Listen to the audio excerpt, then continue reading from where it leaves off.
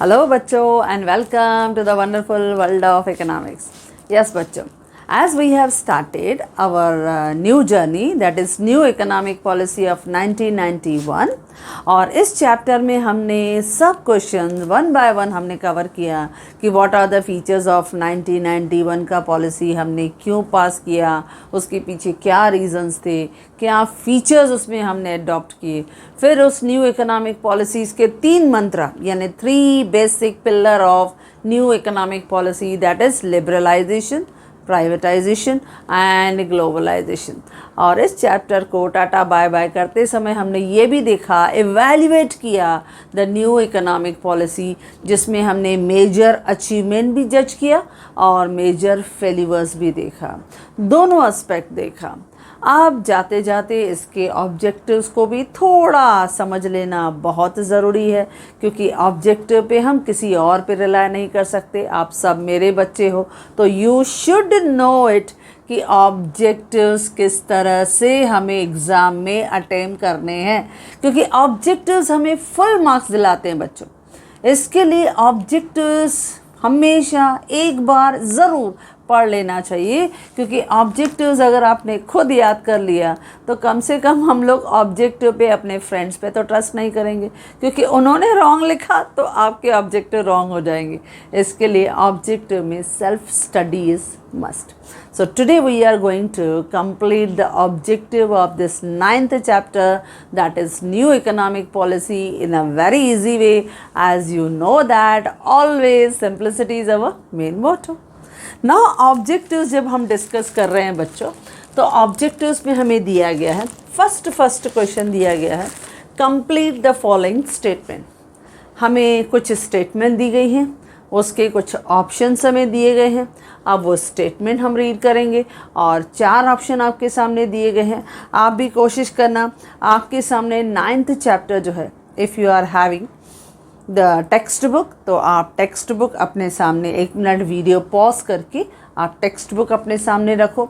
जैसे मैं रीड करूँगी, आप मेरे आंसर देने से पहले आप खुद आंसर दो, और जब हमारा और आपका आंसर मिलेगा उसी को ग्रेट सक्सेस बोलते हैं। तो बस इसी को हम एंजॉय करें, क्योंकि it will provide you maximum satisfaction. हमें लगेगा अरे हाँ, हमने कंटेंट को पूरी तरह से समझ लिया और we are now totally ready to score full marks in economics. Okay बच्चों, तो चलो करते हैं कंप्लीट द फॉलोइंग स्टेटमेंट। तो पहला दिया है, after independence India had adopted. Independence के बाद इंडिया ने अडॉप्ट किया है कौन सा सिस्टम? सोशलिज्म, यानी एंटायर इकोनॉमी जो एक ग्रुप ऑफ सोसाइटी जो है उसे कंट्रोल करेगा, या कैपिटलिज्म, इंडस्ट्रियलिस्ट इकोनॉमी जिसे कहते हैं, मिक्स्ड इकोनॉमी जहाँ सोशलिज्म और capitalism go hand in hand, या कम्युनिज्म। तो कौन सा सिस्टम जो है वो हमारे इंडियन इकोनॉमी ने अडॉप्ट किया? यू नो दैट हमारे इंडियन इकोनॉमी में private sector and public sector go hand in hand. तो हमने कौन सा सिस्टम अडॉप्ट किया है बच्चों? Mixed economy. तो हमारा आंसर होगा कि in our Indian economy we have adopted mixed economy. हमने मिक्स्ड इकोनॉमी को एक्सेप्ट किया है। ओके बच्चों, then second, the new economic policy approved foreign technology in dash. ये जो हमने न्यू इकोनॉमिक पॉलिसी हमने अपनी इकोनॉमी में एग्जीक्यूट किया, तो इसमें फॉरेन डायरेक्ट इन्वेस्टमेंट जो हम लेके आए, उसमें फॉरेन टेक्नोलॉजी भी हम लेके आए। तो स्पेशली हमने कहाँ कहाँ उसे दिया, यूज़ किया। The new economic policy approved foreign technology in dash. Cottage industry, हम फॉरेन टेक्नोलॉजी कॉटेज इंडस्ट्री में लेके आए? नहीं बच्चों। Small scale industry? बिल्कुल नहीं। माइक्रो एंटरप्राइजेस, छोटे businesses? No. High priority industry, जहाँ बहुत ज़रूरत है उस इंडस्ट्री में हम फॉरेन की टेक्नोलॉजी लेके आए? यस। जो हमारी हाई प्रायोरिटी इंडस्ट्रीज थी, जहाँ बेसिक रिक्वायरमेंट थी, जहाँ हम चाहते थे क्वालिटी इम्प्रूव हो, तो उस हाई प्रायोरिटी इंडस्ट्रीज़ में हमने क्या किया? फॉरेन टेक्नोलॉजी को अप्रूवल दिया, उन्हें हमने परमिट किया, उसे हमने अलाउ किया। तो new economic policy approved foreign technology, जो हमारे बहुत से सेक्टर्स में हमने एक्सेप्ट किया, अलाउ किया, और वो कौन से सेक्टर्स थे? हाई प्रायोरिटी सेक्टर, ओके, यानी हाई प्रायोरिटी इंडस्ट्री, ओके बच्चों।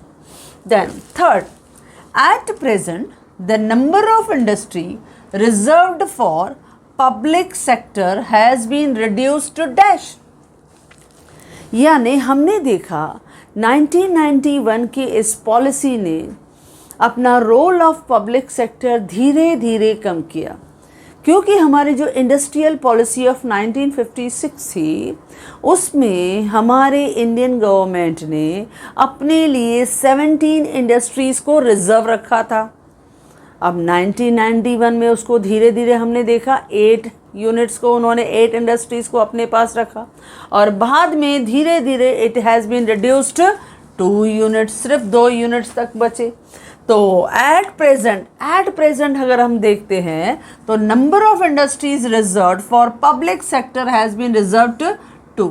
अगर हम एट प्रेजेंट बोलते हैं तो 2, लेकिन अगर वो 1991 का पॉलिसी होता था तो वी मस्ट हैव सेड 8, क्योंकि वहाँ पे 17 से घट के कितना हो गया था? 8, फिर 8 में से हुआ 3, फिर 3 में से हुआ 2। तो एट प्रेजेंट रेलवे और एटॉमिक जो सेक्टर है, एटॉमिक एनर्जी जो है, ये 2 सेक्टर्स हैं जो प्योरली स्टेट मोनोपोली के कंट्रोल में हैं। तो इसके लिए एट प्रेजेंट कौन सी कितनी इंडस्ट्रीज़ हैं? Only 2, okay. तो ये हमने कंप्लीट किया। ये था हमारे इस टेक्स्ट बुक में first question, complete the following statement. देखो हमने पढ़ लिया, मैं बार बार हमेशा आपको यही हमेशा रिमाइंड कराती रहती हूँ बच्चों कि ऑब्जेक्टिव एक बार ज़रूर देखो, क्योंकि हम इतने सालों से जज करते आ रहे हैं। ऑब्जेक्टिव जो फुल स्कोरिंग है उसमें बच्चे अपने ऊपर कॉन्फिडेंस नहीं रख के दूसरों पे इजीली ट्रस्ट कर लेते हैं। उन्होंने जो लिखा तो उनका कॉन्फिडेंस शेक हो जाता है कि अरे मेरा गलत तो नहीं है, लेकिन अगर आपने पढ़ा होगा तो आपको कॉन्फिडेंस होगा कि नहीं मेरा राइट है। एटलीस्ट हम इसमें अपनी मार्क्स तो नहीं गंवाएंगे। इसके लिए मैं हमेशा यही फेवर करती हूँ कि आप ऑब्जेक्टिव एटलीस्ट अपने आप प्रिपेयर करो, एक बार रीड कर लो। रीड करोगे तो your confidence level will boost, वो बढ़ेगा और आपकी मार्क्स में कभी भी कमी नहीं आएगी, वो एज़ पर यूर एक्सपेक्टेशन ही रहेगा बच्चों।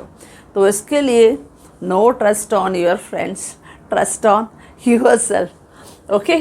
तो चलो फर्स्ट क्वेश्चन हो गया। अच्छा, क्वेश्चन नंबर 2 अगर देखते हैं तो वो असर्शन और रीजनिंग है, बाद में देखते हैं। थोड़ा पहले इजी ऑब्जेक्टिव्स हम लोग कंप्लीट कर लेते हैं। थर्ड क्वेश्चन है find the odd word out, यानी आपको कुछ ग्रेड में कुछ टर्मिनोलॉजी दी जाती है, उसे कुछ सब्जेक्ट के साथ हम रिलेट करके देख लेते हैं, किसी न किसी थियरी के साथ कनेक्ट करके देख लेते हैं, जिसके बारे में भी दिया गया उसमें एक अकेला ऐसा होगा जो ग्रुप में सबसे हटके होगा, अलग होगा, उसको पकड़ के खींच के बाहर निकाल देना। जैसे पहला न्यू इकोनॉमिक पॉलिसी यानी नेप।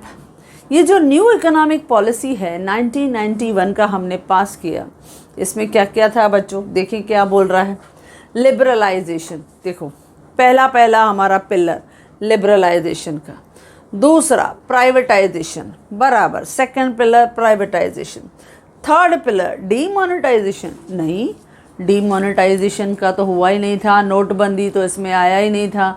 नोटबंदी जो हमने देखा था it was adopted in the year 2016 on 8 November, तब आया था। तो डीमोनेटाइजेशन जो है ये है ऑड वर्ड आउट।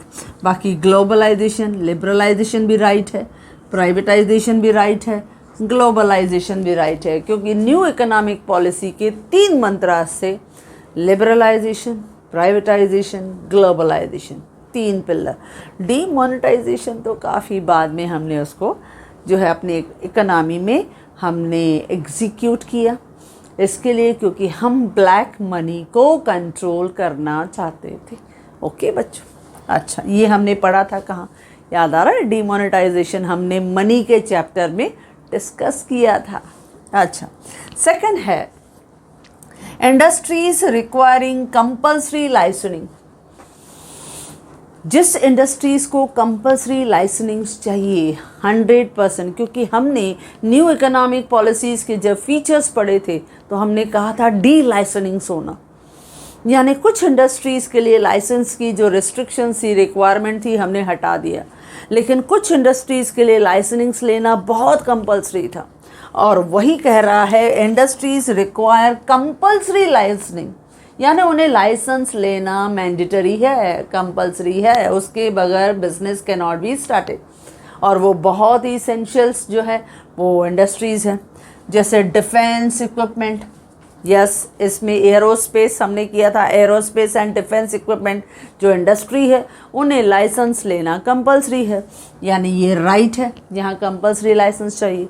अच्छा, एग्रो बेस्ड इंडस्ट्री, अब जब एग्रो बेस्ड इंडस्ट्रीज़ हैं, जैसे राइस मिल है, हम देखते हैं शुगर इंडस्ट्रीज़ हैं, इनके लिए लाइसेंस होना कंपल्सरी नहीं है, तो यही हो गया हमारा ऑड वर्ड आउट। अच्छा, दूसरा सिगरेट्स है, इसे भी कंपल्सरी लाइसेंस चाहिए। देन इंडस्ट्रियल एक्सप्लोजिव बना रहा है, उन्हें भी लाइसेंस चाहिए। या हमने पढ़ा था हज़ार्डियस, अगर कुछ एक्सप्लोजिव बना रहे हैं, ड्रग्स बना रहे हैं, पेट्रोकेमिकल्स हैं, ऐसी कुछ इंडस्ट्री, या फार्मास्यूटिकल हमने कहा, तो वहाँ लाइसेंसेस रिक्वायर्ड। लेकिन एग्रो बेस्ड इंडस्ट्री में लाइसेंस की ज़रूरत नहीं है। तो बच्चों हमने ढूंढ लिया जो एकदम एक्स्ट्रॉर्डनरी था, एग्रो बेस्ड इंडस्ट्री, वहाँ पे लाइसेंस की ज़रूरत नहीं है। ओके बच्चों, अच्छा। देन थर्ड है नवरत्ना स्टेटस कंपनी। अब ये भी हमने पढ़ा था नवरत्ना का स्टेटस। अब नवरत्ना के स्टेटस में हमने क्या देखा कि न्यू इकोनॉमिक पॉलिसी को जब हमने एग्जीक्यूट किया, तो उस समय हमने 1997 और 98 के रिपोर्ट में हमने देखा कि कुछ पब्लिक सेक्टर इंडस्ट्रीज़ जो थी बहुत ही अच्छा परफॉर्म कर रही थी, और उस बहुत ही अच्छा परफॉर्म करने वाली कंपनीज़ में, पब्लिक सेक्टर कंपनीज़ में 9 इंडस्ट्रीज़ को हमने टॉप लिस्ट पे रखा। जैसे हमने देखा IOC, इंडियन ऑयल जो कॉरपोरेशन था, ओके। सेकंड हमने देखा ONGC यानी oil and natural gas corporation हमने देखा। थर्ड HPCL हमने देखा, that is Hindustan petrol corporation हमने लिमिटेड देखा। देन नेक्स्ट हमने BPCL देखा, यानी भारत पेट्रोलियम कॉरपोरेशन लिमिटेड हमने देखा। देन IPCL देखा, यानी Indian petrochemical and corporation limited हमने देखा। देन VSNL देखा, विदेश संचार निगम लिमिटेड, वो भी एक बहुत बड़ा नवरत्ना में से एक था। देन बेल इंडस्ट्री यानी BHEL यानी भारत हैवी इलेक्ट्रिकल लिमिटेड, ये भी हमारे नवरत्ना में से एक था। और SAIL authority, steel authority of India limited. Then NTPC यानी national thermal power corporation limited, ये नवरत्ना में से थे। तो अब नवरत्नों में से हमें ध्यान देना है, क्योंकि ये सब चीज़ें आपको ध्यान में होना चाहिए। IOC है, ONGC है, HPCL है, BPCL है, IPCL है, VSNL है, बेल है, सेल है, NTPC। ओके बच्चों, तो चलो यहाँ देखते हैं। अब उसने कहा SPCL, भाई SPCL तो नहीं है, क्योंकि हमने HPCL बोला, BPCL बोला, IPCL बोला, SPCL तो कहीं पे भी नहीं है, तो पहला विकेट ही हमारा घिर गया। तो ये SPCL जो है वो ऑड वर्ड है। IOC जो है वो आपका अंडरलाइन नहीं होगा। इंडियन ऑयल कॉरपोरेशन, यस ये है, ये हमारा नवरत्ना में से है। ONGC oil and natural gas corporation, HPCL जो है हिंदुस्तान पेट्रोलियम कॉरपोरेशन लिमिटेड, ये है, ये हमारे नवरत्नों की लिस्ट में है। लेकिन SPCL नहीं है। HPCL है, BPCL है, IPCL है, ये लेकिन SPCL कहीं पे भी नहीं है। तो इसको निकाल दो खींच के बाहर, क्योंकि ये एक्स्ट्रॉर्डनरी बैठा है, ऑड वर्ड आउट है, पकड़ के इसको बाहर कर दो। हो गया हमारा आंसर। तो ये लिस्ट जब याद है आपको कि नवरत्न कौन से हैं, बड़ी बड़ी जो पब्लिक सेक्टर्स हैं, IOC है, ONGC है, HPCL है, BPCL है, IPCL है, VSNL है, बेल है, सेल है और NTPC है, national thermal power corporation limited. अच्छा, ये था नवरत्ना का स्टेटस। नेक्स्ट है fourth, liberalisation dealt with the following. जब हम लिबरलाइजेशन की बात करते हैं बच्चों, यानी हमारी इकोनॉमी को लिबरलाइजेशन देना था। लिबरलाइजेशन देना यानी फ्रीडम इन डिसीजन।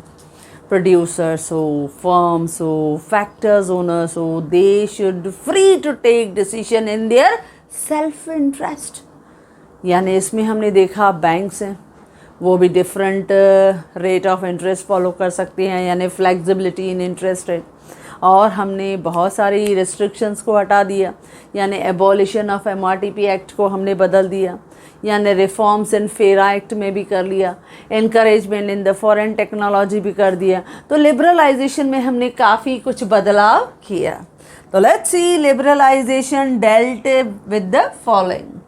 हमने देखा MRTP, यस, हम MRTP के साथ भी जुड़े रहे जब लिबरलाइजेशन देखा। फेरा, यस, फेरा में भी हमने काफ़ी बदलाव किया। फेरा को फेमा में हमने रिप्लेसमेंट किया। SEBI, security exchange board of India, yes, क्योंकि हमें सिक्योरिटी मार्केट के लिए एक परफेक्ट बॉडी हमें चाहिए था, तो हमने सेबी को लिया। लेकिन NTPC बच्चों, जब हम इसकी बात करते तो NTPC अभी हमने कहा नवरत्ना में से है, यानी national thermal power corporation limited. तो NTPC तो भाई है ही नहीं, तो ये तो ऑड वर्ड आउट है। ये हमने स्टेप्स लिए थे जब लिबरलाइजेशन लाया था, तो MRTP बराबर है। फेरा को हमने फेमा में हमने, क्योंकि इसमें रिफॉर्म्स हम लेके आए थे, बदलाव लाए थे। या हमने सेबी को 1992 में सेटअप कर दिया as a separate body to regulate all the security market. और NTPC की अगर हम बात करें तो ये तो एक वन ऑफ द नवरत्ना में से था, तो इसके लिए ये हमारा ऑड वर्ड आउट है। ओके बच्चों, तो हमने बातें करते करते ऑड वर्ड आउट भी कर लिया। ओके बच्चों, चलो बढ़ते हैं हम क्वेश्चन नंबर 4 पे। और क्वेश्चन नंबर 4 जो है ये है identify and explain the concept from the following cases, यानी फॉलोइंग एग्जाम्पल्स। ये जो हमारा ऑब्जेक्टिव है ये हमेशा 2 मार्क्स के लिए रहता है। पहले आप आइडेंटिफाई करो कंसेप्ट 1 मार्क, और उस कंसेप्ट को थोड़ा एक्सप्लेन करो इन एनी वे। आप डेफिनेशन बताओ, उससे रिलेटेड कोई भी आप बात बताओ, बस वो जस्टिफाइड होनी चाहिए, रिलेटेड होनी चाहिए। You will be given the 1 mark, और इसमें फुल मार्क्स मिलते हैं। तो 2 मार्क का ये ऑब्जेक्टिव होता है। और ये जो हमने किया फॉलोइंग स्टेटमेंट, ये 1 मार्क से रिलेटेड था। हमने ऑड वर्ड किया, ये भी हमारा 1 मार्क से रिलेटेड था। लेकिन ये ऑब्जेक्टिव हमारे 2 मार्क्स से होते हैं। स्मॉल केस स्टडी के फॉर्म में हम पढ़ते हैं। तो चलो देखते हैं किसके बारे में क्या बात कर रहा है। पहला कहता है vehicles manufactured by various automobile companies are now available in India. बहुत सी ऑटोमोबाइल इंडस्ट्रीज़ जो फॉरेन कंट्रीज़ में हैं, लेकिन वो अपना प्रोडक्ट जो है वो हमारे इंडिया में भी बेच रहे हैं। तो ये किसकी वजह से पॉसिबल हो पाया है बच्चों? न्यू इकोनॉमिक पॉलिसी में हमने एक अल्टीमेट पिलर पढ़ा था, दैट इज़ ग्लोबलाइजेशन। हमने अपने इंडियन इकोनॉमी को पूरे वर्ल्ड इकोनॉमी के साथ इंटीग्रेट कर दिया, जोड़ दिया।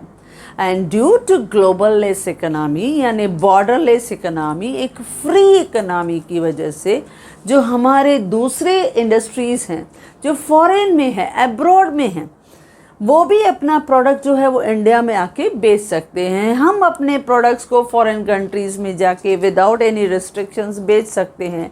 ऐसे सर्कमस्टांसेस को हमने क्या कहा बच्चों? ग्लोबलाइजेशन। तो जवाब होगा ग्लोबलाइजेशन। फर्स्ट हमने जवाब दिया ग्लोबलाइजेशन। तो चलो 1 मार्क तो हो गई हमारे पॉकेट में, हमें मिल गई success. Vehicles manufactured by various automobile companies are now available in India. अभी वो इंडिया में अवेलेबल हैं। फॉरेन के जो प्रोडक्ट्स हैं वो अभी हमारे इंडियन इकोनॉमी में भी अवेलेबल हैं। तो ये क्या है? ग्लोबलाइजेशन का इफ़ेक्ट है। फॉरेन के ऑटोमोबाइल्स हैं क्योंकि इंडियन इकोनॉमी जो है वो फुल्ली इंटीग्रेटेड है विद द वर्ल्ड इकोनॉमी।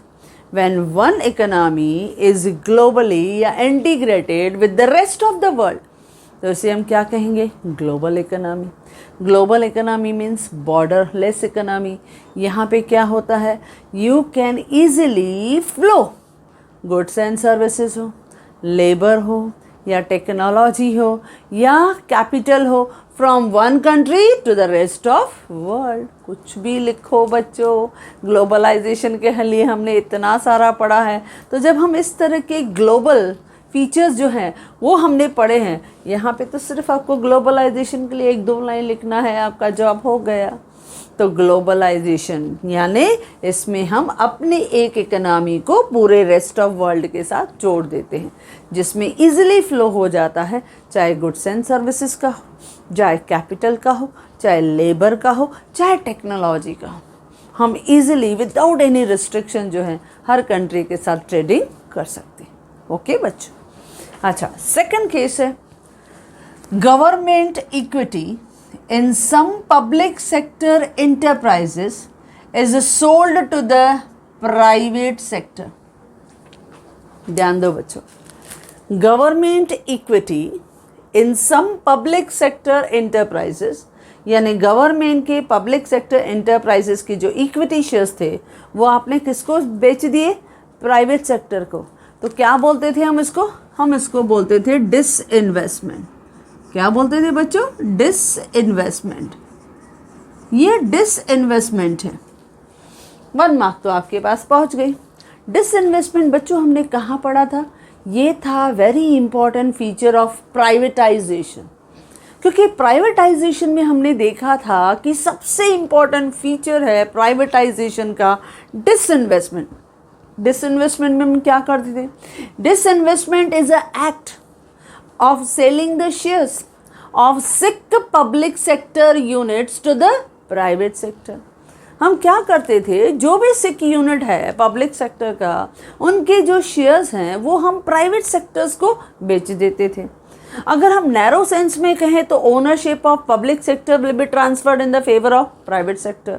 लेकिन हम ब्रॉडर सेंस में देखें तो ब्रॉडर सेंस में क्या है? ओनर हमेशा गवर्नमेंट रहेगा, लेकिन उसका कंट्रोल, उसका मैनेजमेंट जो है वह कुछ पावर जो है वो प्राइवेट सेक्टर को वो हैंड ओवर कर देता है, so that efficiency of that organisation can be increase, या उनके लॉसेस को हम रिड्यूस कर सकें, उनके प्रॉफिटेबिलिटी को हम बढ़ा सकें, उनके प्रोडक्शन कैपेसिटी को हम बढ़ा सकें, उनके हम मैनेजमेंट स्किल्स को इम्प्रूव कर सकें, उनके मार्केटिंग स्ट्रेटजीज को हम इम्प्रूव कर सकें. इसको हम क्या कहते हैं बच्चों? डिसइन्वेस्टमेंट. क्लियर है बच्चों? तो ये है सेकंड, जहाँ पे government equity in public sector को हमने कहाँ बेचा? प्राइवेट सेक्टर को बेच दिया. इसको हम क्या कहते हैं बच्चों? डिसइन्वेस्टमेंट. क्लियर? बढ़े आगे. Third, foreign investment are encouraged. Foreign की इन्वेस्टमेंट को हम इनकरेज कर रहे हैं, मोटिवेट कर रहे हैं on a large scale in the industrial sectors of India. हम इंडिया में इंडस्ट्रियल सेक्टर्स में ज़्यादा से ज़्यादा फॉरेन की इन्वेस्टमेंट को मोटिवेट कर रहे हैं. इसको क्या बोलते हैं? Foreign direct investment. Foreign direct investment. आप चाहो तो शॉर्ट फॉर्म भी यूज़ कर सकते हो, दैट इज़ FDI, क्योंकि आगे चल के हम लोग इसको शॉर्ट फॉर्म में बोलते हैं. और ये जो था फॉरेन डायरेक्ट इन्वेस्टमेंट को इनकरेज करना, ये हमारे न्यू इकोनॉमिक पॉलिसी का वेरी स्पेशल फीचर था. क्योंकि न्यू इकोनॉमिक पॉलिसी जो था वो हमारे पुराने जो स्ट्रैटेजीज थी, जो हमारी एडमिनिस्ट्रेटिव काफ़ी रिस्ट्रिक्शंस थी, उनको उसने हटा दिया. उसने क्या किया कि फॉरेन की जो रिसोर्सेज थे, फॉरेन की जो इन्वेस्टमेंट था, specially in the high priority sector, जहाँ पे उसकी बहुत ज़रूरत थी, जहाँ पे उन्हें इन्वेस्ट करना इट वाज वेरी इसेंशियल, उसकी नीड बहुत ज़्यादा थी, वहाँ पे हमने उसको अलाउ किया. इसके लिए हम क्या कहते हैं? Foreign investment are encouraged on large scale in the industrial sector of India. क्योंकि due to foreign direct investment we can increase the productivity of high priority sector, because it will help to increase the gross domestic product of our country, क्योंकि इससे हमारा देश का GDP बढ़ेगा, हमारे देश का ओवरऑल इनकम बढ़ेगा, हमारी एग्रीगेट सप्लाई बढ़ेगी। तो इसके लिए इट वाज वेरी एसेंशियल कि जो टेक्नोलॉजी है, जो हमारे फंड्स हैं, वो हमारे कुछ इम्पॉर्टेंट सेक्टर्स में जो एसेंशियली रिक्वायर्ड हैं, जहाँ बदलाव इज़ वेरी नेसेसरी, उनमें फॉरेन इन्वेस्टमेंट को अलाउ किया जाए। तो ये रिस्ट्रिक्शंस 1991 ने हटा दिया। तो इसको हम क्या बोलते हैं? Foreign direct investment. तो ये था आपका तीसरा केस। ओके बच्चों, तो देखो हमने दो माह के कितना आसानी से हमने कर लिया। सिर्फ क्या होता है, एक बार ये केसेस थोड़ा पढ़ के तो देखो बच्चों, मज़ा आना शुरू हो जाएगा। और जब एक बार आपको मज़ा आना शुरू हो गया, बस फिर तो हमको किसी और पे रिलाई करने की ज़रूरत ही नहीं। बस हमारा ब्रेन ही हमारा सबसे अच्छा बेस्ट फ्रेंड बन जाएगा। ओके बच्चों, जो हमेशा आपको एक प्रॉपरली गाइड करता रहेगा। ओके, तो चलो ये था हमारा क्वेश्चन नंबर 4। अब आते हैं हम क्वेश्चन नंबर 2 में। अब क्वेश्चन नंबर 2 है असर्शन और रीजनिंग टाइप ऑफ क्वेश्चन। अब असर्शन और रीजनिंग टाइप ऑफ क्वेश्चन जो हमने ऑलरेडी 8th चैप्टर भी मैंने 11th का जो दिया है, उसमें भी मैंने ऑब्जेक्टिव्स का एक सेपरेट वीडियो आपको दिया है, उसमें भी यही असर्शन और रीजनिंग था। तो इस टाइप के ऑब्जेक्टिव्स जो हैं, उससे बच्चे जो हैं थोड़ा डरते हैं। डरते इन द सेंस उनको लगता है ये कोई डिफ़िकल्ट टाइप ऑफ ऑब्जेक्टिव है। कोई डिफ़िकल्ट टाइप का ऑब्जेक्टिव नहीं है। आपने अच्छी तरह से सिर्फ थियरी को समझा है। तो यहाँ सिर्फ क्या है, आपको एक पॉजिटिव स्टेटमेंट दी जाएगी जिसे हम असर्शन कहते हैं, और फिर उसका सेकंड स्टेटमेंट रीज़न दिया जाता है। आपको सिर्फ जज करना है कि ये दोनों स्टेटमेंट ट्रू है या फॉल्स है, या किस तरह से उनका रिलेशन है। चलो करके देख लेते हैं आज। इसके लिए चलो एक 1 बाय 1 हम लोग करते हैं, फिर ऑप्शंस जो हैं I will see in the books, क्योंकि उनके ऑप्शंस हमेशा कांस्टेंट ही रहते हैं। कैसा ऑप्शन रहता है, जैसे अभी 2 स्टेप्स आपको दिए गए, 2 सेंटेंस आपको दिए गए हैं, वो सेंटेंस पहले समझ लेते हैं, और 4 ऑप्शंस हमेशा फिक्स्ड होते हैं। जैसे पहला ऑप्शन हमेशा फिक्स होता है कि आपका जो पहला ए है यानी असर्शन है, क्या ये ट्रू है, और जो आर है वो फॉल्स है। और सेकंड जो कहता है कि जो ए है वो फॉल्स है और जो आर है वो ट्रू है। थर्ड कहता है कि ए और आर दोनों ट्रू है और जो आर है वो ए का करेक्ट एक्सप्लेनेशन है।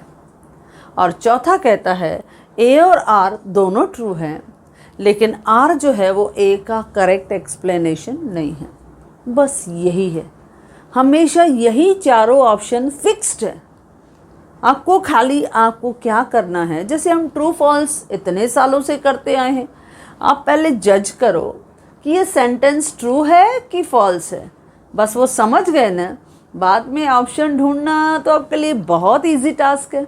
तो चलो पहले ये इम्पोर्टेंट काम कर लेते हैं। चलो देखते हैं क्या दिया है। अब देखो दिया है ए, फर्स्ट असर्शन जो है वो दिया है डी लाइसेंसिंग, यानी लाइसेंस की रिक्वायरमेंट को रिड्यूस करना। Delicensing of industry was an important steps to take under the liberalisation. बराबर है, देखो ये ट्रू स्टेटमेंट है, बराबर। देखो मैंने ट्रू लिख दिया। देखो ये हमेशा एग्ज़ाम में भी ऐसे अपने माइंड में कुछ चीज़ें जो है वो क्लियर करने का, और हमेशा ऐसी स्टेटमेंट में आपको कहीं पे भी कन्फ्यूज़न लगे तो एक बार थोड़ा फिर से सेंटेंस पढ़ो। क्या कहा उसने? डी लाइसेंसिंग ऑफ इंडस्ट्री, जब आप इंडस्ट्रीज़ में लाइसेंसिंग की रिक्वायरमेंट को कम कर देते हो तो it was an important step taken under liberalisation. ये हमने लिबरलाइजेशन में बहुत ही इम्पॉर्टेंट स्टेप लिया, तो हम कहेंगे यस ट्रू है। तो देखो मैंने ट्रू लिख दिया, ये बराबर ट्रू है। देखो क्योंकि मुझे ऑप्शन चुनने में ये मुझे मदद करेगा। ओके, अच्छा सेकंड क्या कहता है? रीज़न, अनवांटेड कंट्रोल और restrictions lead to economic stagnation prior to 1991। क्योंकि 1991 से पहले हमने देखा था ये unwanted control, unnecessary bureaucratic control था, एडमिनिस्ट्रेशन था, या बहुत सारे रिस्ट्रिक्शंस थे, इनकी वजह से हमारी इकोनॉमी स्टैग्नेंट हो गई थी। जब हम बोलते हैं ना स्टैग्नेंट होना, तो स्टैग्नेंट में क्या होता है, एक तो इकोनॉमी में स्लो ग्रोथ रेट होता है। स्टैग्नेंट इकोनॉमी किसको बोलते हैं, स्टैग्नेंट हो गई यानी स्लो ग्रोथ रेट हो गया। और दूसरा इन्फ्लेशन बढ़ गया, महंगाई बढ़ गई। जब स्लो ग्रोथ हो और महंगाई भी बढ़ जाए तो उसको बोलते हैं स्टैग्नेशन। इकोनॉमी बहुत धीरे धीरे आगे बढ़ रही थी और महंगाई भी बढ़ रही थी, ग्रोथ भी धीरे और महंगाई भी ज़्यादा, तो ऐसे कंडीशन थी। तो किसकी वजह से थी, क्योंकि बहुत सारी रिस्ट्रिक्शन थी, यानी आर इज़ द करेक्ट उसका एक्सप्लेनेशन है। तो उसने क्या कहा, delicensing of industry was an important steps taken under liberalisation. True. अच्छा, unwanted control and restriction lead to the economic stagnation prior to 1991। ये भी ट्रू, ये भी सही है, और ये पहले का प्रॉपर एक्सप्लेनेशन है। ये दोनों ट्रू है और वो पहले का प्रॉपर रीज़न हमको जस्टिफाई करके बता रहा है। तो चलो देखते हैं इनके जो 4 ऑप्शंस हैं, मैं रीड कर रही हूँ आपके लिए। आपको दिया गया है ऑब्जेक्टिव्स, पेज नंबर 62 पे 4 ऑप्शंस दिए गए हैं।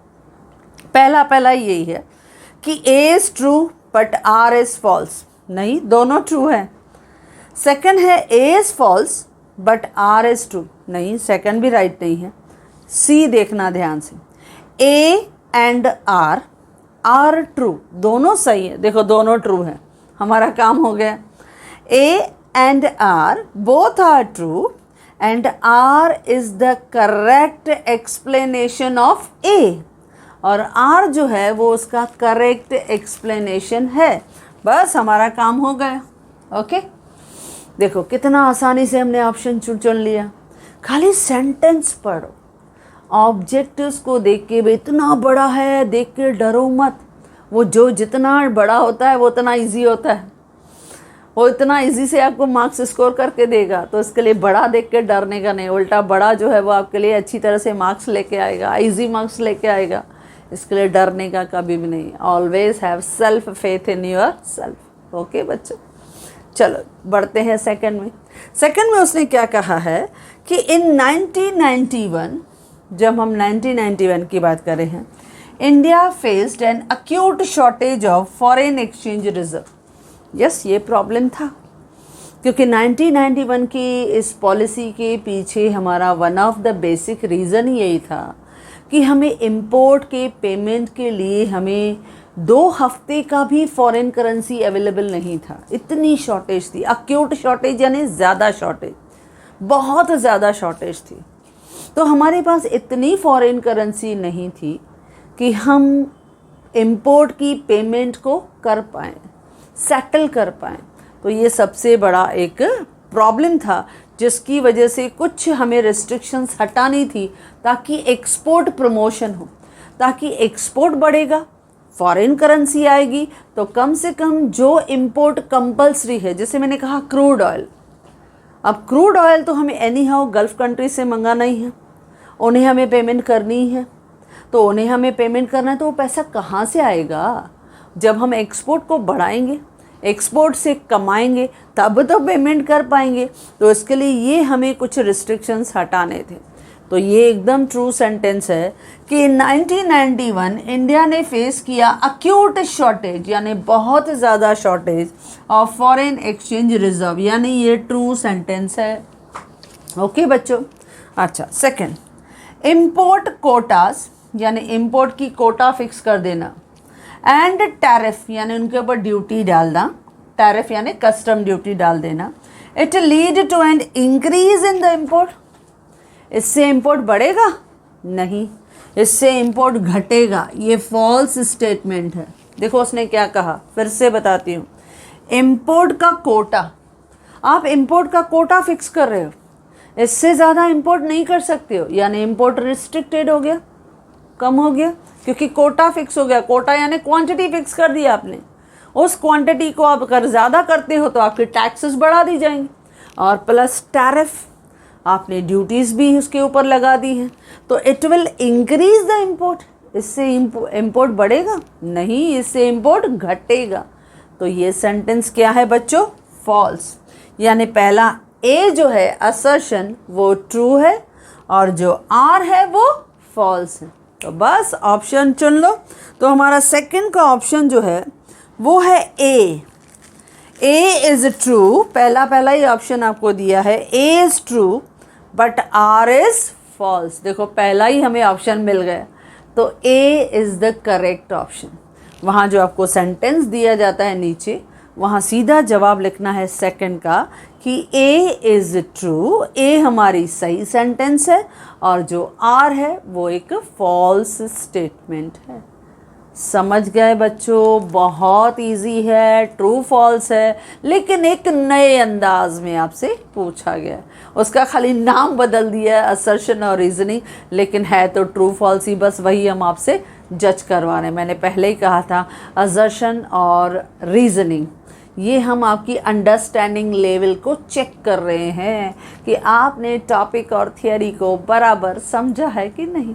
ओके यानी हम नाक सीधी नहीं पकड़ रहे, थोड़ा घुमा के पकड़ रहे हैं कि आप बताओ ये इसमें किस तरह का रिलेशन है, यानी ट्रू फॉल्स को जज करके बताओ। ओके बच्चों, चलो सेकंड का भी जवाब हमें मिल गया। ए हमारा ट्रू है और जो हमारा रीजनिंग है वो फॉल्स है। पहला ऑप्शन ही सेट। चलो सेकंड भी हमारा हो गया। थर्ड हमें कहता है असर्शन का जो सेंटेंस है कि पोस्ट लिबरलाइजेशन, यानी लिबरलाइजेशन के बाद, यानी 1991 के बाद, post liberalisation the sale of domestic goods has increased. यानी डोमेस्टिक गुड्स का सेल बढ़ा। फिर से सेंटेंस बोल रहे हैं। पोस्ट लिबरलाइजेशन यानी जब हमने लिबरलाइज फॉलो किया, पहला हमारा पिलर लिबरलाइजेशन, जब हमने फ्रीडम दिया फॉरेन के बिजनेसमैन को अपने मार्केट में गुड्स सेल करने की अपॉर्चुनिटीज़ दी, तो हमने देखा इंपोर्ट में डी लाइसेंसिंग हो गया, इंपोर्ट की रिस्ट्रिक्शंस हट गई और ग्लोबलाइजेशन की वजह से तो पूरे जो एक्सपोर्ट और इंपोर्ट के जो रूल्स रेगुलेशन थे वो बहुत ही सॉफ्ट हो गए। तो इसके लिए जो फॉरेन गुड्स थे they were flooded in our Indian market. अब इसकी वजह से क्या होगा, हमारे डोमेस्टिक प्रोड्यूसर्स को अफेक्ट हुआ। ये हमने फेल्यूअर्स में पढ़ा था, तो वो उनको अफेक्ट हुआ, क्योंकि जब इम्पोर्टेड गुड्स हमें चीपर रेट में अवेलेबल हैं, ब्रांडेड गुड्स हमें चीपर रेट में अवेलेबल हैं, तो हम डोमेस्टिक गुड्स को क्यों परचेस करेंगे। तो एक काफ़ी जो कंपटीशन थी उसका एडवर्स इफेक्ट हमें दिखाई दिया। तो ये हमें दिखाई दे रहा है पोस्ट लिबरलाइजेशन के बाद the sale of domestic goods increase हुआ नहीं, उनका सेल इंक्रीज नहीं हुआ लेकिन डिक्रीज हुआ। तो पहला सेंटेंस क्या है बच्चों? फॉल्स। देखो ये हमारी जजमेंट हो गई कि पहला सेंटेंस जो है वो फॉल्स है, यानी असर्शन फॉल्स। चलो आ जाओ रीज़न पे। The demand for imported goods, जो डिमांड थी इम्पोर्टेड गुड्स की, it has increase due to liberal policy.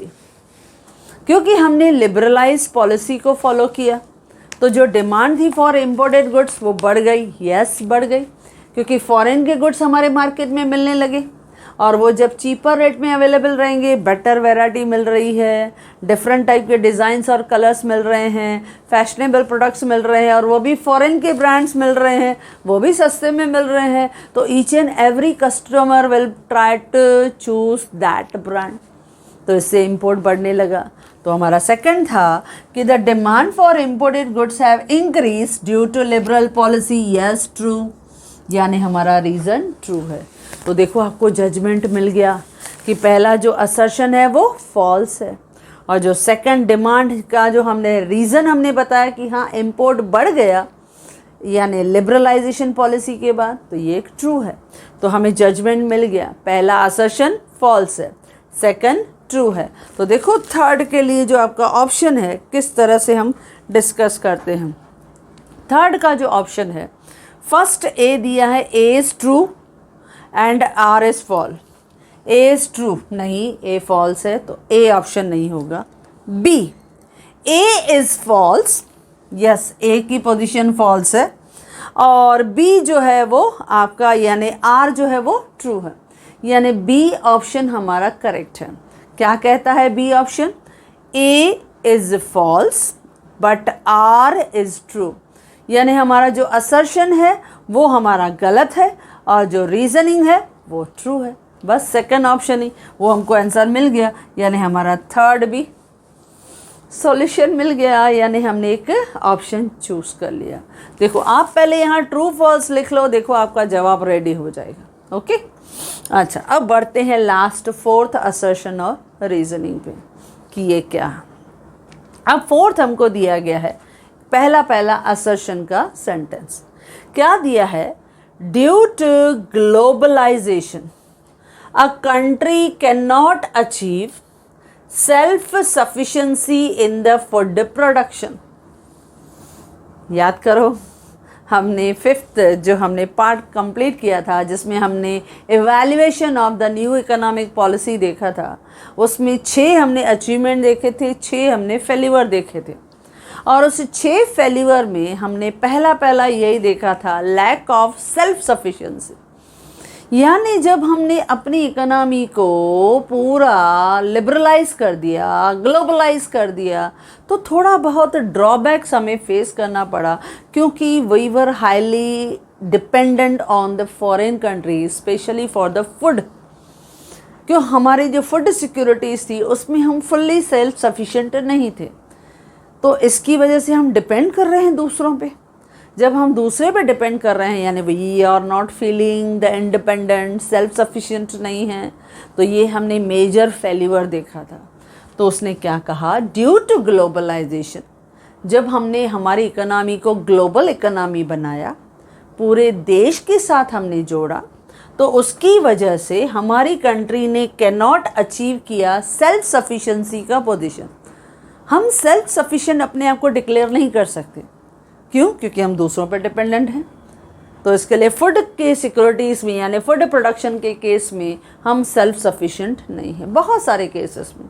तो ये एक ट्रू स्टेटमेंट था। सो दिस इज़ ट्रू, ये एक ट्रू स्टेटमेंट है।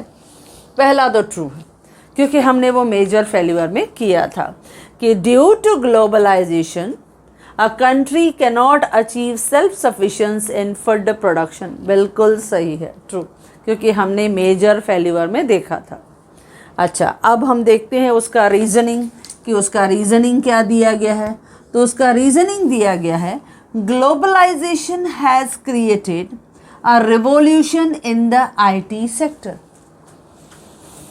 ये हमारा मेजर अचीवमेंट था, ये हमारा फर्स्ट पॉइंट मेजर फेल्यूर था, ये भी ट्रू है, और ये मेजर अचीवमेंट है दैट ग्लोबलाइजेशन की वजह से आईटी सेक्टर में तो रिवॉल्यूशन आ गया। हमारे लेबर्स की डिमांड, हमारे सॉफ्टवेयर इंजीनियर्स की डिमांड जो थी वो ख़ास करके डेवलप्ड मार्केट यूके हो, यूएसए हो, फ्रांस हो, वहाँ पे तो बहुत ज़्यादा हो गई। तो इसकी वजह से हमारे आईटी सेक्टर में तो एक रिवॉल्यूशन हो गया, उनकी डिमांड बहुत ज़्यादा बढ़ गई, उनकी वेजेस ज़्यादा बढ़ गई, उनकी इनकम ज़्यादा बढ़ गई। तो ये सेकंड भी क्या है बच्चों? It is also a true statement, ये ट्रू स्टेटमेंट। लेकिन ये जो आपका रीज़न है वो फर्स्ट का रीज़न नहीं है। जो फर्स्ट उसने कहा कि जो ग्लोबलाइजेशन हुआ उसकी वजह से हमारे इंडियन इकोनॉमी ने सेल्फ सफिशिएंसी अचीव नहीं किया, वो तो फेल्यूर की साइड था। लेकिन इस तरफ वो बता रहा है कि ग्लोबलाइजेशन की वजह से आईटी सेक्टर में एक बहुत बड़ा रेवोल्यूशन और क्रांति आ गई। यस, करेक्ट है। तो ये अपनी जगह सही है, वो अपनी जगह सही है, क्योंकि वो मेजर फेल्यूर है फर्स्ट असर्शन, और रीज़न जो है वो मेजर अचीवमेंट है। मतलब दोनों ट्रू हैं, लेकिन जो सेकंड सेंटेंस है रीज़न, वो ए का प्रॉपर एक्सप्लेनेशन नहीं है, सपोर्ट सिस्टम नहीं है, वो उसका रीज़न जस्टिफाई नहीं कर रहा है, वो पहली सेंटेंस को सपोर्ट नहीं कर रहा है। तो दोनों सही हैं, लेकिन दोनों अपनी अपनी जगह सही हैं। ओके, तो हम जब इस फोर्थ सेंटेंस का आंसर देखेंगे बच्चों, तो फोर्थ सेंटेंस का आंसर होगा जैसे पहला दिया है, ऑप्शन में आपको दिया है ए ट्रू है बट आर इज़ फॉल्स, नहीं दोनों ट्रू है, तो पहला option A is correct, incorrect, गलत है। सेकंड उसने कहा ए इज़ फॉल्स, पहला गलत है, बट आर इज़ ट्रू, नहीं आपका बी ऑप्शन भी गलत है क्योंकि दोनों ट्रू हैं, हमने लिख लिया है दोनों ट्रू है। सी ऑप्शन कहता है A and R are true but R is the correct explanation of A, नहीं दोनों अलग अलग डायरेक्शन में हैं, वो अचीवमेंट की तरफ है, वो फेल्यूर की तरफ है, तो वो एक दूसरे को सपोर्ट नहीं कर। चौथा A and R both are true, दोनों सही हैं but R is not the correct explanation of A. Yes we got it, दोनों सही हैं लेकिन जो आर है वो ए का प्रॉपर एक्सप्लेनेशन नहीं है। ओके बच्चों, तो इस तरह से हमने इनके पूरे इस चैप्टर में आप देखोगे, पहला था कंप्लीट द फॉलोइंग सेंटेंस, हमने कर लिया। सेकंड असर्शन और रीजनिंग को मैंने लास्ट यानी इस लेवल पे लिया। थर्ड था फाइंड ऑड वर्ड, वो तो एकदम जल्दी क्विकली हो जाता है। और आइडेंटिफाई और एक्सप्लेन द कंसेप्ट, ये भी छोटे छोटे केसेस एग्जाम्पल आपके थियरी को और एक्सप्लोर कर देते हैं, लेकिन बहुत स्कोरिंग होते हैं बच्चों, 2 मार्क के होते हैं, बहुत अच्छी तरह से हम स्कोर करते हैं। और बोर्ड के एग्ज़ाम में ऐसे केसेस जो हैं वो आपको 5 दिए जाएंगे जिसमें से एनी 3 का आपको जवाब देना है, ओके, जो आपको बहुत अच्छी तरह से आते हैं। अच्छा, ये था ग्रामर ऑब्जेक्टिव्स जो हमने यहाँ से किया। अच्छा, अब हम आते हैं इसी चैप्टर में आपको एक पैसेज भी दिया गया है बच्चों, इस चैप्टर में एक पैसेज दिया गया है, उस पैसेज का भी हमको आंसर देना है। अब ये पैसेज में क्या होता है, खास करके आपके बोर्ड का अगर मैं पेपर पैटर्न बताऊं तो उसमें जो क्वेश्चन नंबर 5 है, उस क्वेश्चन नंबर 5 में आपको 3 क्वेश्चंस दिए जाते हैं। उन 3 क्वेश्चन में क्या होता है, पहला रहता है कि आपको पैसेज देखो, पैसेज पढ़ो, पैसेज के बेसिस पे आपको क्वेश्चन दिए जाएंगे और उन क्वेश्चंस का आप आंसर दे दो, उनके अंदर ही, पैसेज के अंदर ही आपको मिलता है। दूसरा रहता है आपको टेबल दिया जाएगा, उस टेबल में कुछ ब्लैंक्स दिए जाते हैं और उन ब्लैंक्स को आपको क्या करना पड़ता है, ब्लैंक्स फिल करो और उसके बाद उनको डायग्राम में कन्वर्ट करो। या थर्ड आपको दिया जाता है डायग्राम दिया जाता है और उस डायग्राम के सपोर्ट के से आपको 4 क्वेश्चन या 4 ब्लैंक्स आपसे पूछे जाते हैं और उनका जवाब दो। यानी इस तरह से आपको रीड द पैसेज या डायग्राम या टेबल आपको दिया जाएगा, हर एक 4 मार्क का होता है और आपको एनी 2 उसमें से सेलेक्ट करना है। और लकीली इस 9th चैप्टर में हमें एक पैसेज दिख रहा है, तो मैं पैसेज आपके साथ डिस्कस कर रही हूँ। आप पैसेज पढ़ोगे ना तो आपको समझ में आ जाएगा, बहुत अच्छे पैसेजेस हम देते हैं और वो इकोनॉमिक्स के टॉपिक के साथ ही रिलेटेड होते हैं, यानी जो थियरीज़ आपने पढ़ी हैं उनसे रिलेटेड होते हैं। बस आपको वो थोड़े पैसेज ध्यान से पढ़ना है, जैसे आप इंग्लिश लिटरेचर में करते हो, सीन और अनसीन पैसेजेस देखते हो। बस यहाँ पे भी हमने थोड़ा अपना स्टाइल इकोनॉमिक्स में भी बदला है। आपको इकोनॉमिक्स से रिलेटेड कोई पैसेज देते हैं, वो पैसेज हम पढ़ते हैं। ऐसा ही पैसेज आपको याद है, मैंने मनी में भी करवाया था। तो वो इस तरह के पैसेज हम पढ़ते हैं। पैसेज थोड़ा ध्यान से पढ़ो, उसके बाद आप क्वेश्चन देखोगे ना, इतने ईजी रहेंगे और फुल स्कोरिंग, यानी 4 में से 4 मार्क्स आपको मिलेंगे और बहुत टाइम सेविंग होते हैं क्योंकि with in few minutes you can read the passage. चलो फाइनली इस चैप्टर का आखिरी ऑब्जेक्टिव क्वेश्चन जो है वो पैसेज हम कर रहे हैं। तो मैं पैसेज पढ़ रही हूँ, आपको मीनिंग समझा रही हूँ, मैं क्वेश्चन पूछूंगी एंड मेरी एक्सपेक्टेशन है कि जैसे ही मैं क्वेश्चन आपसे पूछूंगी आपको जवाब आ जाएगा। ओके बच्चों, चलो। Indian ice cream industry is one of the fastest growing segment of the dairy and food processing sector। ये पेज नंबर 63 पे आपके टेक्स्ट बुक में ये पैसेज दिया गया है, क्वेश्चन नंबर 7 कि पैसेज पढ़ो और उनके कुछ 4 सवाल आपसे पूछेगा और चारों सवाल के जवाब दो। तो उसने क्या कहा है कि हमारे इंडियन आइसक्रीम इंडस्ट्री जो है वो अभी फास्टेस्ट ग्रो कर रही है और ये हमारे डेयरी और फूड प्रोसेसिंग सेक्टर का एक हिस्सा है। क्योंकि ये डेयरी फार्म जब हम बोलते हैं तो ये हमारे प्राइमरी सेक्टर्स का एक इम्पॉर्टेंट हिस्सा है। India has a low per capita consumption. India has low per capita, जब हम बोलते हैं ना पर कैपिटा यानी पर हेड, यानी total consumption upon total population, उससे हम डिवाइड करके पर हेड कि पर पर्सन कितना कंज्यूम करता है तो उसको हम पर कैपिटा बोलते हैं। तो India has very low per capita consumption of ice cream of 4 milliliters, whereas in USA it is 22,000 milliliters and in China it is 3,000 milliliters। देखो वो कंपैरिजन करके बता रहा है कि हमारे इंडिया में कि पर पर्सन जो आइसक्रीम हम खाते हैं वो कितना खाते हैं, 400 मिलीलीटर पर पर्सन, बहुत छोटा सा कंजम्पशन है।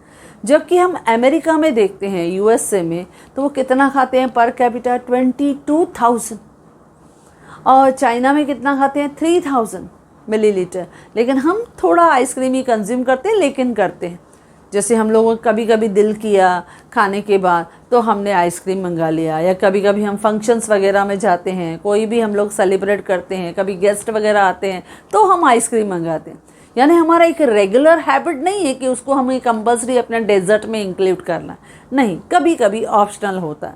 तो इंडिया में वो एक बहुत लिमिटेड क्वांटिटी दिखाता है, तो वो सब चीज़ें आपको बताएगा। अब सेकंड पैरा में बता रहा है, द पर capita consumption of ice cream is low in India. हम इंडिया में आइसक्रीम कम खाते हैं, क्यों? Because it is the country filled with the traditional sweets of more than 100 varieties। क्योंकि हमारी इंडिया जो है एक वो देश है जिसमें हमारे पास मिठाइयाँ बनती हैं, और वो मिठाइयाँ हम अपने घर में बनाते हैं बच्चों। मतलब हमारे एक रेगुलर कुकिंग पैटर्न का हिस्सा होता है कि खाना बनाते बनाते हमने एक थोड़ा सा मीठा बना लिया, कि सपोज़ कोई भी सीज़न आया, जैसे कैरेट्स का सीज़न आया तो हमने गाजर का हलवा बना लिया, या हमने लौकी का हलवा बना लिया। तो हम मीठी चीज़ें, आइसक्रीम है कभी घर में बना लिया, या हमने एक स्पेशली खीर बना दिया। तो हम ऐसी चीज़ें घर पे ही रेगुलर बना देते हैं, हमको आइसक्रीम की इतनी ज़रूरत नहीं पड़ती है। तो वो हमारा एक लास्ट ऑप्शन रहता है कि जैसे मैंने कहा, हम फेस्टिवल्स पे या हम शादियों पे जाते हैं, पार्टीज़ पे जाते हैं, तो वहाँ आइसक्रीम खा लिए, क्योंकि हमारा वो रेगुलर पैटर्न नहीं होता है जैसे फॉरेन का होता है। तो ये हमने देखा। इसके लिए उसने क्या कहा, द पर capita consumption of ice cream is low in India because it is the country filled with the traditional sweets. हमारे देश में ट्रेडिशनल स्वीट्स बनता है मोर देन 100 वेराइटीज़, 100 से भी ज़्यादा। और सबसे अच्छी बात क्या होती है, हमारे इंडिया में हम देखते हैं कि डिफरेंट रिलीजन, डिफरेंट कल्चर, और हर कल्चर में डिफरेंट काइंड की स्वीट्स और डेजर्ट्स बनते रहते हैं। और हमारे इंडिया में तो we are so foodie people कि हम हर कल्चर, हर रिलीजन्स के स्वीट्स को ट्राई करते हैं, भले हम किसी भी रिलीजन के हों। बंगाली स्वीट्स हो, गुजराती मिठाइयाँ हो, या पंजाबी से अगर कोई डिश हो, हम सब ट्राई करते हैं, हमको सब में मज़ा आता है। तो we will enjoy this food. तो इसके लिए हमारे पास ice cream is the last option. In developed countries, people have either pastries or ice creams for dessert। लेकिन फॉरेन कंट्रीज़ में क्या, या पेस्ट्री खाओ या आइसक्रीम खाओ, वो हमारी तरह अलग अलग मिठाइयाँ नहीं बनाते हैं। In the era of globalisation, लेकिन जब भी अभी हमारी इंडियन इकोनॉमी फॉरेन कंट्रीज़ के साथ जुड़ गई है, तो अभी इस एरा में, एरा यानी period, in the period of globalisation the mind set of the people is fast changing. अभी हमारी थिंकिंग बदल रही है, बदल रहे हैं हम लोग, हमारी सोच बदल रही है। The number of ice cream parlours जो हैं, this is because of multi national companies have setup the number of ice cream parlours. बहुत सारे मल्टी नेशनल कंपनीज ने क्या किया है, अलग अलग जगह पे आइसक्रीम पार्लर्स बना दिए हैं, ताकि लोग खाने पीने के बाद जब बाहर लॉन्ग ड्राइव पे निकलते हैं तो कभी कभी आइसक्रीम का भी मज़ा ले लें। तो देखो अभी ये थोड़ा हमारे लाइफस्टाइल का थोड़ा बदलाव हमारे इकोनॉमी में आ रहा है। अच्छा, विथ लॉट मोर वैराइटीज़, जिसमें वैराइटीज़ ज़्यादा हैं, and flavours to attract the younger lot, जिसमें हमारी यंग जनरेशन काफ़ी अट्रैक्ट होती है। बिसाइड दिस, उसके साथ साथ there are better delivery system. आजकल ये भी ऐसा है कि होम डिलीवरी, चलो हमने ऑर्डर प्लेस कर दिया कि हमको टाइम नहीं है, ऑर्डर प्लेस कर दिया तो घर बैठे बैठे आप देखते हो स्विगी है, जोमेटो है, आपको घर बैठे बैठे खाना, आपको कोई भी डिश जो है, एक सिंपल सा गुलाब जामुन भी चाहिए तो वो आपको घर बैठे मिल जाता है। तो ये भी है better delivery. The ice cream sector has great potential, मान यानी ग्रेट फ्यूचर पावर है for growth in the country due to the improvement in the cold chain infrastructure, increasing disposable income and changing lifestyle of the people. देखो कितना important उसने बताया कि इस ice cream sector का फ्यूचर बहुत बड़ा है। क्यों? क्योंकि हमारे पास सबसे पहला कोल्ड चेन इंफ्रास्ट्रक्चर है। कोल्ड चेन इंफ्रास्ट्रक्चर में क्या होता है, आपके कोल्ड वेयर हाउसेस हैं, आपका रेफ्रिजरेशन जो सिस्टम है वो बहुत अच्छा है, जो आपके कैरिंग के लिए आपको जो ट्रक्स चाहिए उसमें भी कोल्ड स्टोरेज की फैसिलिटीज़ है। हर चीज़ आपको प्रॉपर कोल्ड चेन का सिस्टम प्रोवाइड करती है, यानी डिस्ट्रीब्यूशन सिस्टम एकदम बेस्ट है।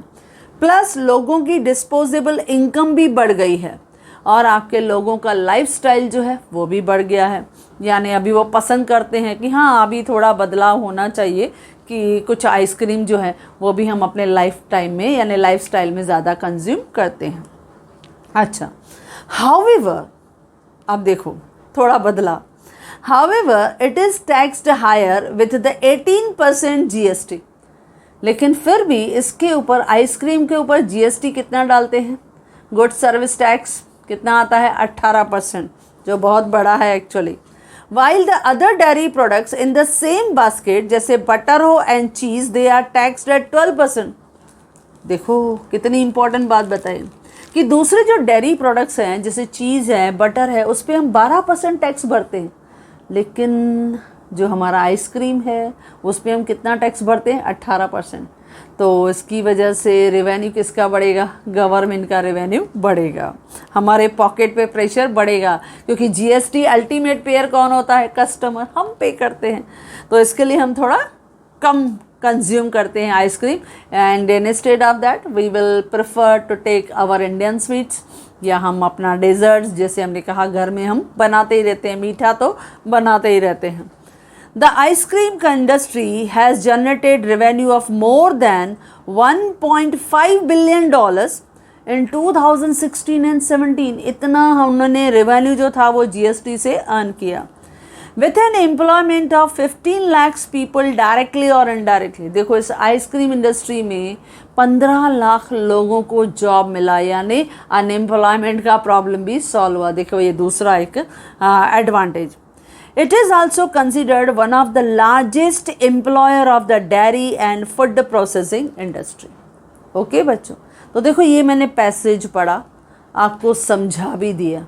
अब आते हैं इनके 4 सवाल जो एक एक मार्क का होता है। बस ऐसे पैसेज पढ़ना है, उसका एक एक सवाल आपको देखना है और उसका जवाब देना है। कितना आसान काम है। और फिर उसके लिए भी आप इधर उधर लेफ़्ट राइट देखते हो और गलत आपके फ्रेंड्स बताते तो आप गलत लिखते हो। तो don't rely on them, you always rely on yourself. तो देखो पहला सवाल, identify the reason for low per capita consumption of ice cream in India. वो बता रहा है कि आप रीज़न बताओ कि हमारे इंडियन इकोनॉमी में हम कम आइसक्रीम क्यों खाते हैं भाई। सीधा सा रीज़न है क्योंकि हमारे इंडियन इकोनॉमी में हमारे ट्रेडिशन के हिसाब से 100 से ज़्यादा तो मिठाइयाँ बनती हैं। अब इतनी वैरायटी है, ना सिर्फ हम अपने ही रिलीजन की मिठाई खाते हैं, हम तो कभी भी दूसरे रिलीजन की भी मिठाइयाँ हम लोग टेस्ट करते हैं। मैंने पहले ही कहा वी आर फूड लवर्स, हम हमेशा फूडी होते हैं, हमेशा टेस्ट को पसंद करते हैं, चाहे वो किसी की भी हो। हमें टेस्टी फूड मिला ना, बस वो एक इम्पॉर्टेंट मैटर होता है। तो हमेशा हम जब इतनी अच्छी अच्छी टेस्टी डिशेस ट्राई कर लेते हैं तो आइसक्रीम जो रहता है वो मोस्टली हमारा लास्ट ऑप्शन रहता है। इसके लिए हमारा जो आइसक्रीम कंजम्पशन है वो हमने क्या कहा, सिर्फ 400 मिलीलीटर इंडिया में, जबकि यूएसए का कितना था 22,000 मिलीलीटर पर पर्सन, और चाइना में 3000। सब देश के लोग जो हैं, क्योंकि उनके पास दूसरी मिठाइयाँ होती नहीं, लेकिन हमारे इंडियंस तो भाई वो तो माहिर हैं, उनका तो कोई मुकाबला ही नहीं है खाने पीने के केसेस में। तो बस इसके लिए आइसक्रीम हम लीस्ट ऑप्शन पे छोड़ देते हैं। तो हमारा क्या, हम जवाब क्या देंगे? इन इंडिया, क्योंकि traditional sweets are available which are available more than 100 varieties, so there is low per capita consumption of ice cream. हो गया ना पहला जवाब। सेकंड, दूसरा सवाल पूछ रहा है, explain the impact of globalisation on the Indian ice cream industry. क्योंकि अभी हम लोग अपनी इकोनॉमी को बॉर्डरलेस इकोनॉमी कर दिया है, ग्लोबल इकोनॉमी कर दिया है, अपनी इकोनॉमी को वर्ल्ड इकोनॉमी के साथ कनेक्ट कर दिया है। तो बहुत से मल्टीनेशनल कंपनीज़ ने हमारे देश में भी पार्लर्स खोल दिया है आइसक्रीम का, जिसमें वो वैराइटीज़ प्रोवाइड करते हैं, होम टेक जो है वो हमें डिलीवरीज भी देते हैं।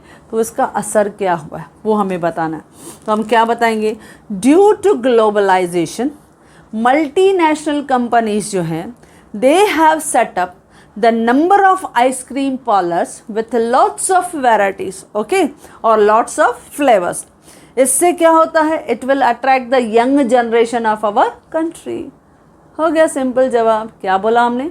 मैंने कहा ड्यू टू ग्लोबलाइजेशन मल्टीनेशनल कंपनीज यानी MNCs, they have set up number of ice cream parlors with lots of varieties and flavors, and it have attracted the number of young generation towards it। Second का भी जवाब हो गया, 1 mark in your pocket। Third question, find out the factors that could lead to the growth of ice cream industry in India। हमारी ice cream industry क्यों grow हुई है बच्चों? आइसक्रीम इंडस्ट्री इसके लिए ग्रो हुई है क्योंकि हमारे पास अभी कोल्ड स्टोरेज का इंफ्रास्ट्रक्चर है, लोगों की इनकम बढ़ गई है, हमारा लाइफस्टाइल चेंज हो गया है, हमारा माइंडसेट चेंज हो गया है। तो हम लिखेंगे इन इंडिया जो आइसक्रीम इंडस्ट्री है, it has a very wider scope now due to change in the mindset of the people, and the positive factors are कौन कौन से? Number 1, improvement in the cold chain infrastructure. दूसरा क्या था? Increase in income, disposable income या increase in income. Simple लिखो, increase in income. Disposable income का मतलब क्या होता है पता हूँ? डिस्पोजेबल इनकम का मतलब होता है जब टैक्स काटने के बाद हमारे हाथ में इनकम आती है। सपोज़ अगर मैं 40,000 कमाती हूँ, उसमें से 5,000 टैक्स मैंने भर दिया, तो मेरे हाथ में इनकम कितना आया बच्चों? 35,000। तो 35,000 इज़ माई डिस्पोजेबल इनकम। समझे बच्चों? तो हमारे पास आइसक्रीम इंडस्ट्री का बहुत बड़ा वाइडर स्कोप है और बहुत सारे फैक्टर जो है वो हमारे पॉजिटिव हैं, जैसे improvement in the cold storage का infrastructure, number 2 increase in the income, third changing the lifestyle of people या changing the mindset of the people. कुछ भी बोलो यार, आपको बस 1 मार्क के लिए उसका रिलेटेड जवाब देना है।